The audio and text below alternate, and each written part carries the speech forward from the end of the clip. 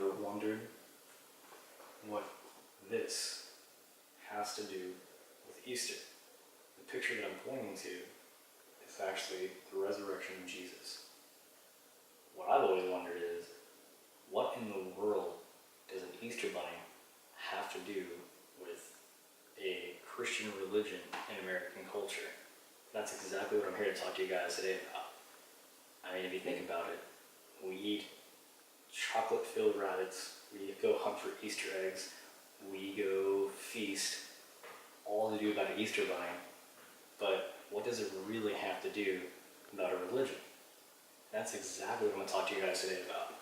So with that being said, does anybody know what the origin of what we call the Easter bunny would be here today? I don't think anybody really knows that question nowadays. And the answer to that question is that the Easter bunny has actually been around since the 13th century. This actually came from pre-Christian Germanic times. Not even Christianity was around. This has nothing to do with religion anymore. This actual thought has actually came about through immigrants. But before we get to that, let me go ahead and start talking, guys, about the origin of where the whole Easter myth kind of comes from. It actually comes from her. We'll get to her in 1 second as well. So like I said about the 13th century in Germany, the Easter bunny was actually known back in that time frame as an actual goddess, known as Eostra. That was her name, the goddess of spring and fertility.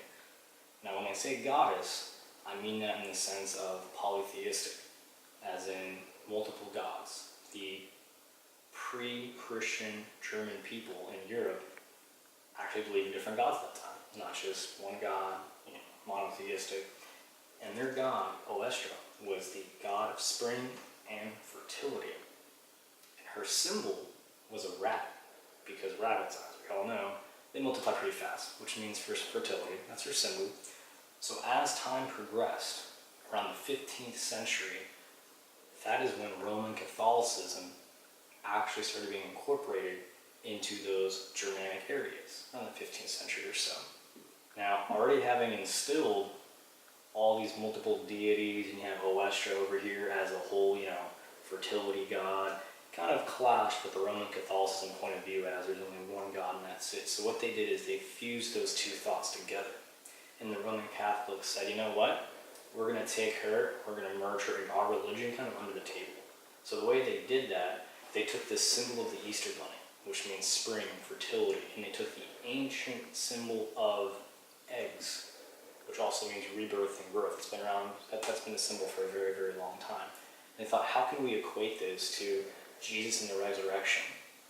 Well, they thought, okay, if the Easter bunny means resurrection, as far as these pre-Germanic times, let's apply that through Easter egg to Jesus. Jesus came back from Easter. All that Easter starts with is that Easter is a celebration about the resurrection of Jesus. A 40-day period that we spend called Lent that leads up to Easter.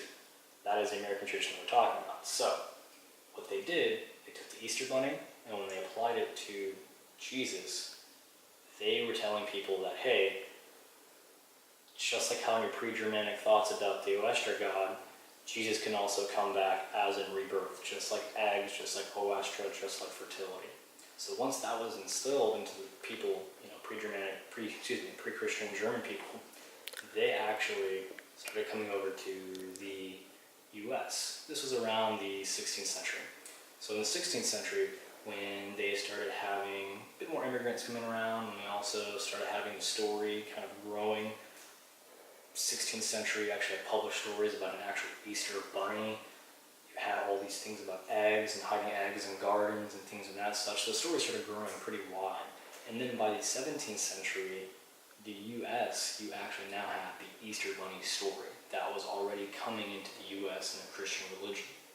And the Germans actually immigrated in the Pennsylvania Dutch country. So a lot of people went to the Northeast, a lot of Germans at least, and that's where the story really grew. As Christianity in America grew, they didn't change their story.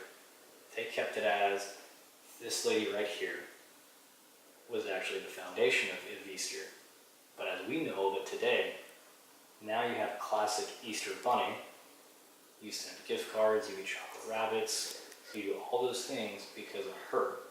So next time you think about Easter, try to think of the relationship between, is that really a Christian thing, or is that really more of a polytheistic thing? And the answer to that is really, no, it's not a Christian thing. There's no biblical evidence. There's no thing in the scripture saying, hey, this Easter bunny talked to me at this time point. No.